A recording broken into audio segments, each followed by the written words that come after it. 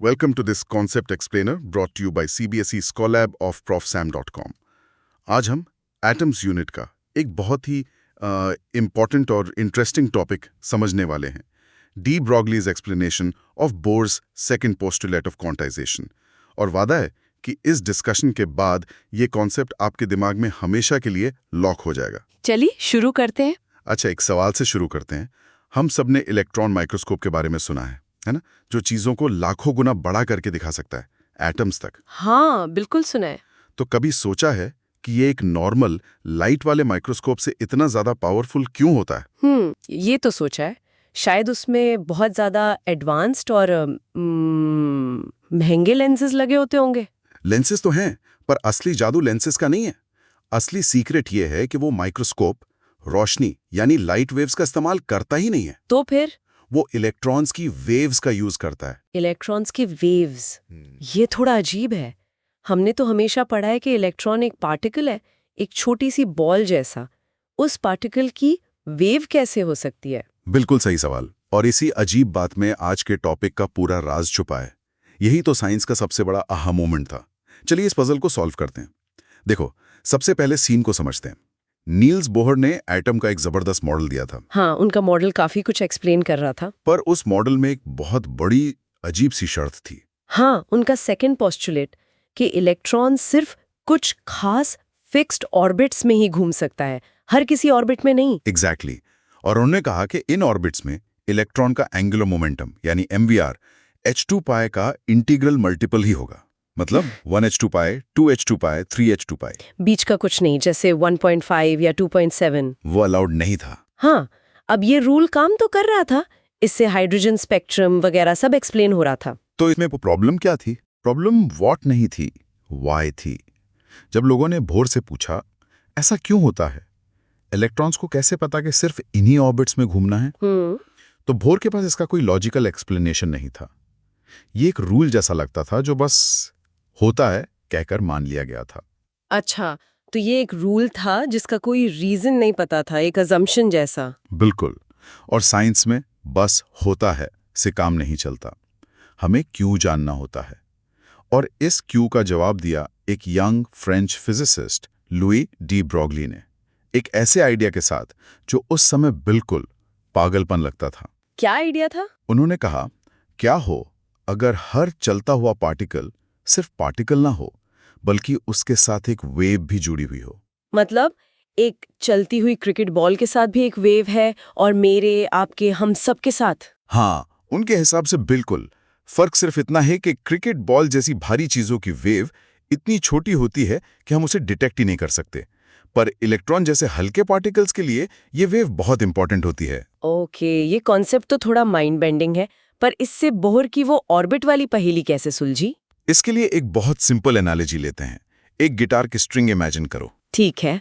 जब तुम उसे प्लग करती हो तो वो वाइब्रेट करती है और एक पैटर्न बनाती है, जिसे स्टैंडिंग वेव कहते हैं, है ना? हाँ, स्ट्रिंग के दोनों एंड्स फिक्स्ड रहते हैं और बीच का हिस्सा ऊपर नीचे वाइब्रेट करता है।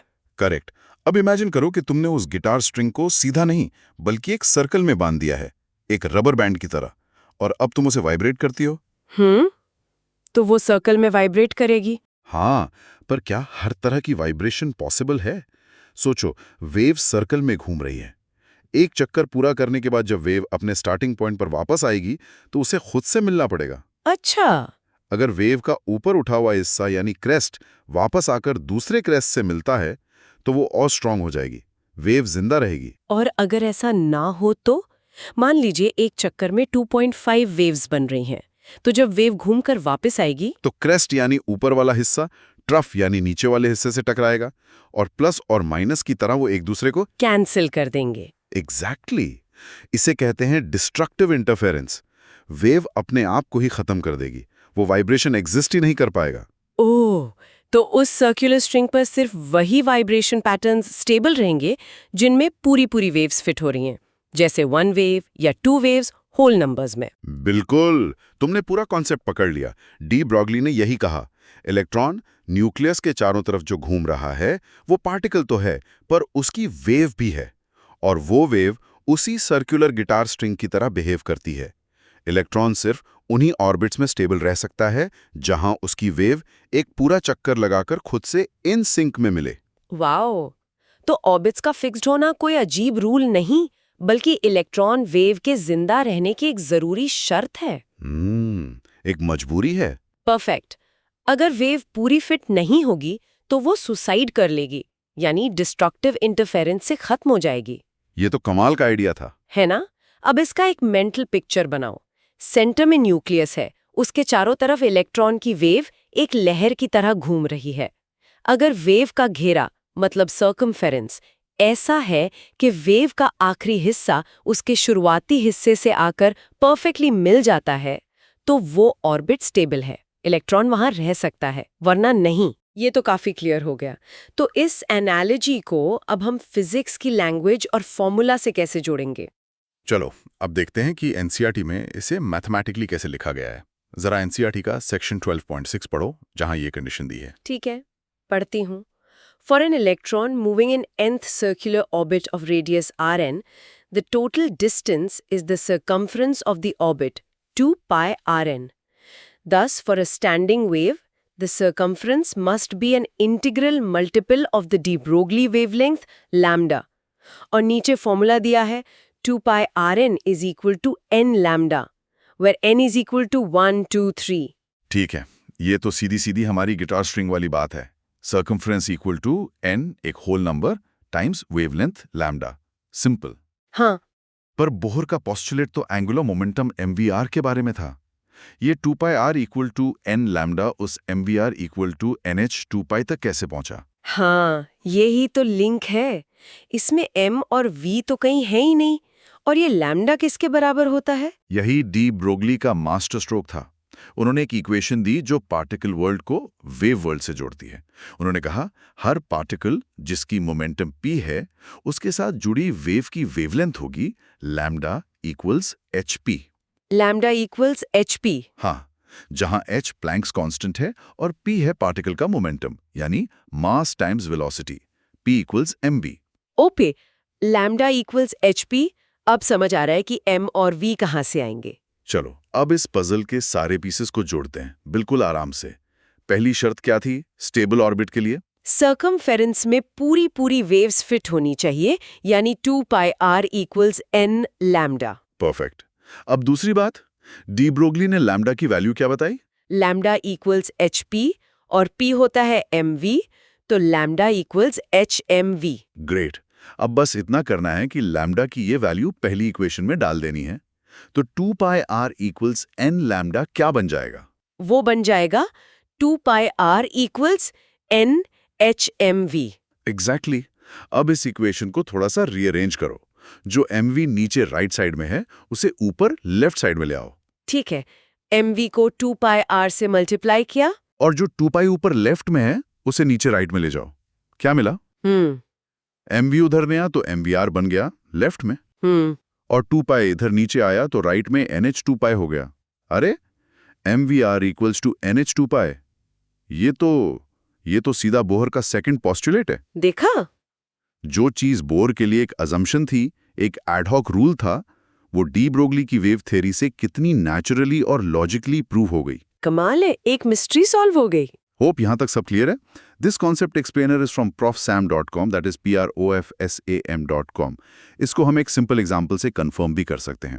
अगर हम हाइड्रोजन एटम के लिए n इक्वल्स टू 2 वाले ऑर्बिट का रेडियस कैलकुलेट करें और फिर उस ऑर्बिट में घूम रहे इलेक्ट्रॉन की वेलोसिटी से उसकी डी ब्रोगली वेवलेंथ निकालें, तो हम पाएंगे कि उस ऑर्बिट के सर्कमफेरेंस में ऐसी ठीक 2 वेवलेंथ्स फिट हो जाती हैं। तो ये सिर्फ थ्योरी नहीं है, कैलकुलेशंस में भी 100% फिट होता है।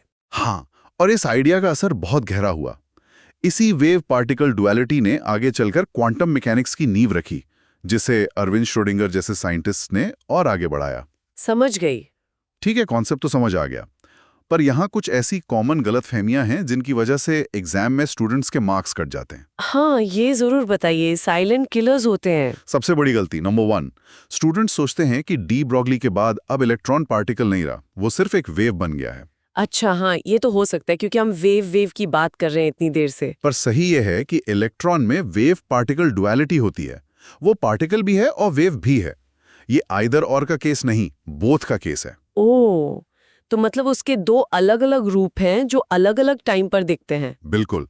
अब गलती नंबर 2, स्टूडेंट्स को लगता है कि de Broglie wavelength lambda electron का फिजिकल साइज है, कि इलेक्ट्रॉन इतना लंबा या बड़ा है। ये बताता है कि क्वांटम इफेक्ट्स किस स्केल पर इंपॉर्टेंट हो जाएंगे। इलेक्ट्रॉन का एक्चुअल साइज तो हम पॉइंट लाइक मानते हैं। Got it. Wavelength is a property not size. जैसे किसी इंसान का गुस्सा उसकी प्रॉपर्टी है, उसका फिजिकल साइज नहीं। हाँ, बिल्कुल सही एनालॉजी है। चलो, अब इस पूरे कॉन्सेप्ट को दिमाग में हमेशा के लिए लॉक करने के लिए एक मेमोरी हुक बनाते हैं। ठीक है। बस एक लाइन याद रखो, सर्कल में वेव फिट करो, बोहर का रूल प्रूफ करो। बस इतना ही। डी ब्रॉगली का पूरा काम इलेक्ट्रॉन की वेव को न्यूक्लियस के सर्कुलर ऑर्बिट में फिट करना था। सर्कल में वेव फिट करो, बोहर का रूल प्रूव करो। ये आसान है। और इसके साथ एक फिजिकल जेस्चर भी जोड़ लो तो और अच्छा। सोचो कि तुम्हारे हाथ में एक हुला हूप है और तुम उसके ऊपर एक पतली रस्सी लपेट रही हो। तुम रस्सी को ऐसे लपेटना चाहोगी कि जहां से शुरू किया था ठीक वहीं पे परफेक्ट तरीके से खत्म हो। बस इलेक्ट्रॉन की वेव भी न्यूक्लियस के चारों तरफ ऐसे ही फिट होती है। ये हुला हूप वाला एग्जाम्पल तो बहुत आसानी से याद रहेगा। चलो, तो इस पूरी चर्चा को 3 सबसे इंपॉर्टेंट एग्जाम सेफ पॉइंट्स में समराइज करते हैं। Okay, point number 1, de Broglie ने प्रपोज किया कि इलेक्ट्रॉन्स जैसे पार्टिकल्स में डबल रोल होता है। वो पार्टिकल भी हैं और वेव भी, और उनकी वेवलेंथ का फॉर्मूला है lambda equals hp। Point number 2, एक एटम में इलेक्ट्रॉन के स्टेबल ऑर्बिट्स वही होते हैं जहां उसकी वेव एक स्टैंडिंग वेव बनाती है। इसका मतलब ऑर्बिट का सर्कमफरेंस 2πr उसकी वेवलेंथ लैम्डा का एक whole number multiple n lambda होना जरूरी है। और पॉइंट नंबर 3, यही स्टैंडिंग वेव की शर्त 2πr equals n lambda de Broglie का रिलेशन के साथ मिलकर बोहर के एंगुलर मोमेंटम वाले रूल L इक्वल्स nh2π को नेचुरली प्रूव कर देती है। इससे बोहर का रूल एक अजम्पशन न रहकर एक लॉजिकल रिजल्ट बन जाता है। 12th CBSE फिजिक्स, केमिस्ट्री और मैथ्स में मैक्सिमम मार्क्स लाने के लिए profsam.com विजिट करें। That is PROF SAM, right? Yes. अगली बार तक कीप लर्निंग।